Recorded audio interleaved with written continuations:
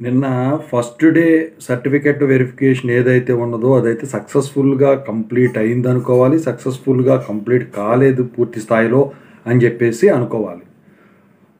అసలు ఏం జరిగింది? అయితే ఇక్కడ వచ్చేసరికి ఏంటంటే కొంతమందికి ప్రింట్ అప్లికేషన్ అనేది తీయటం జరుగుతుంది, ఇవ్వటం జరుగుతుంది.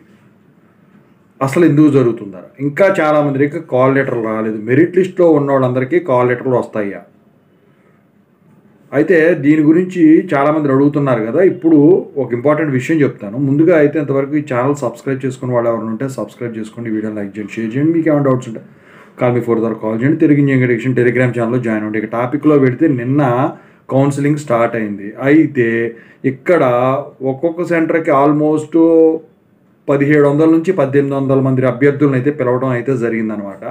అయితే అందుట్లో వచ్చేసరికి మొదటి రోజు ఆ 1700 1800 మందిలో 700 నుంచి 750 మందికి మాత్రమే సర్టిఫికెట్లు వెరిఫికేషన్ జరిగింది. అయితే కాల్ లెటర్లో మరి నిన్న డేట్ వచ్చిన ఉన్న వాళ్ళు ఉంటారు కదా, వాళ్ళందరికీ ఈ రోజుకి చేయడం జరిగింది. కొన్ని సెంటర్లో, ఎక్కువ శాతం అన్ని సెంటర్లో కూడా ఆల్మోస్ట్ ఇదే పరిస్థితి. ఫస్ట్ డే కాబట్టి సర్టిఫికెట్ల వెరిఫికేషన్ అనేది అంత ఈజీగా అవ్వదు కాబట్టి. అయితే ఇక మరి ఈరోజు షెడ్యూల్ ఉన్న వాళ్ళకి మరి డిలే అవుతుంది కదా, వాళ్ళది అవ్వకుండా వీళ్ళది అవ్వదు కదా. ఇంకా 800 మంది ఉంటారు ఆల్మోస్ట్.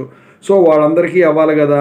అయితే ఇప్పుడు దాని గురించే ఈ ప్రింట్ అప్లికేషన్ అనేది పోవటం రావటం జరుగుతుంది. అంటే ఈ షెడ్యూల్ ఒకసారి స్టార్ట్ అయింది కాబట్టి రోజుకి ఎంతమందిని మనం చేయగలం అని ఒక అంచనా వస్తుంది.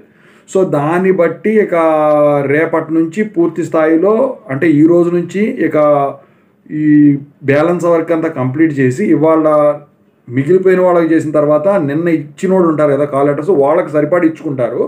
సో ఇది అయిపోయిన తర్వాత ఇక రేపు నుంచి రోజుకి ఇంత లిమిట్ అని పెట్టుకునే దానికి ఛాన్స్ ఉంది.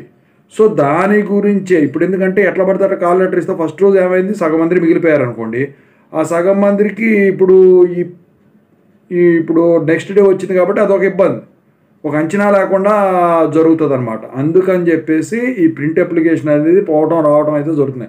అయితే మరి మెరిట్ లిస్ట్లో ఉన్న వాళ్ళందరికి కూడా వస్తుందా అంటే ఒక ఇంపార్టెంట్ విషయం అని చెప్పాను కదా. ఏంటంటే ఇక్కడ వీళ్ళు 4 ప్రిఫరెన్సెస్ ఇస్తున్నారు. 4 ప్రిఫరెన్సెస్లో ఇప్పుడు అప్లికేషన్ టైంలో మీరు ఏదైతే పెట్టున్నారో దాని ప్రకారం ఈ 4గిట్లో ఫస్ట్ సెలెక్ట్ అయితే మిగతా 3 పోతాయి.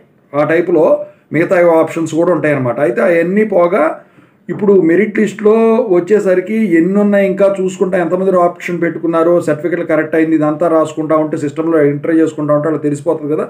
దాన్ని బట్టి మెరిట్ లిస్ట్లో ఉన్న వాళ్ళకి మ్యాక్సిమం చివరి వరకు కూడా ఈ కాల్ లెటర్స్ అనేవి వచ్చేదానికి ఛాన్స్ ఉంది. చివరిలో ఉన్న వాళ్ళకు కూడా వచ్చేదానికి ఛాన్స్ ఉంది, అన్ని కేటగిరీల్లో కూడా. సో అందుకని చెప్పేసి ఎలా పడితే అలా ఈ ఇప్పుడు 10 వచ్చిన వాళ్ళకి రాకుండా 11 వచ్చిన వాళ్ళకి వచ్చినాయి అంటున్నారు, కానీ వాళ్ళకు కూడా వస్తాయి.